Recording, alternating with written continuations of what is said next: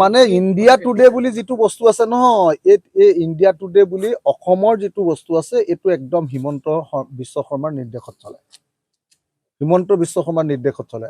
ক'ত পৃথিৱীৰ এনেকুৱা সংবাদ সংস্থা আছে য'ত ধৰ্মক লৈ ছাৰ্ভে কৰে? হিন্দু মুছলমান বুলি ক'ৰবাত ছাৰ্ভে কৰে নেকি?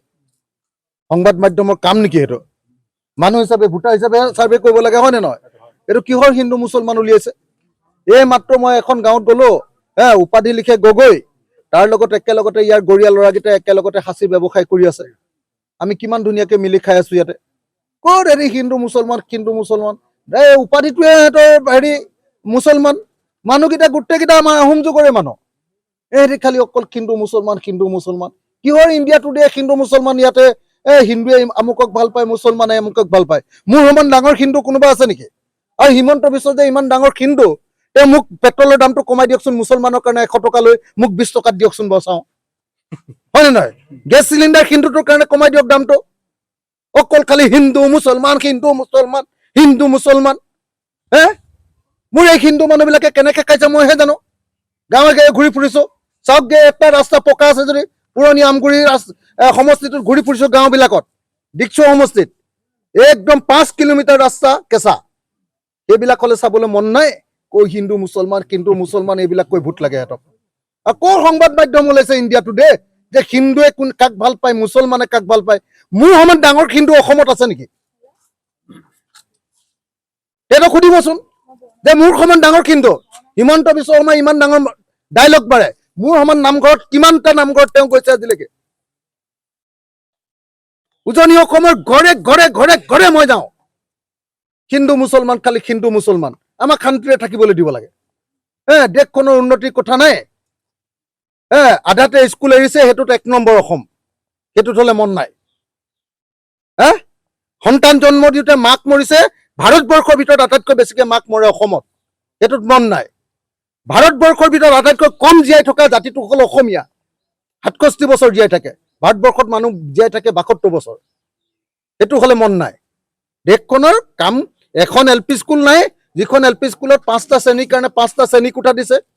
5টা শ্ৰেণী কোঠাৰ কাৰণে 5জন শিক্ষক দিছে। এজন শিক্ষকে চলাই আছে, 2জন শিক্ষকে চলাই আছে। এইবিলাকত মন নাই। অকল হিন্দু মুছলমান। হস্পিটেলখন গ'লো, এতিয়া ডাক্তৰ 3জন আছে, কিন্তু লেবৰেটৰীটো নাই। সেইটো কাম কৰিব লাগে। কয় হিন্দু মুছলমান কৰি আহিছে। ইমান যদি হিন্দু মুছলমান আছে, সিহঁতে হিন্দুৰ কাৰণে বস্তুবিলাকৰ দাম কমাই দিয়ক। মুছলমানক যিমান দাম লৈ থাকক, আমি একো আপত্তি নকৰোঁ। হিন্দুৰ কাৰণে বস্তুবিলাকৰ দাম কমাই দিয়কচোন। বস্তুৰ দাম হ'লে হিন্দুৰ কাৰণেও সমান, মুছলমানৰ কাৰণেও সমান।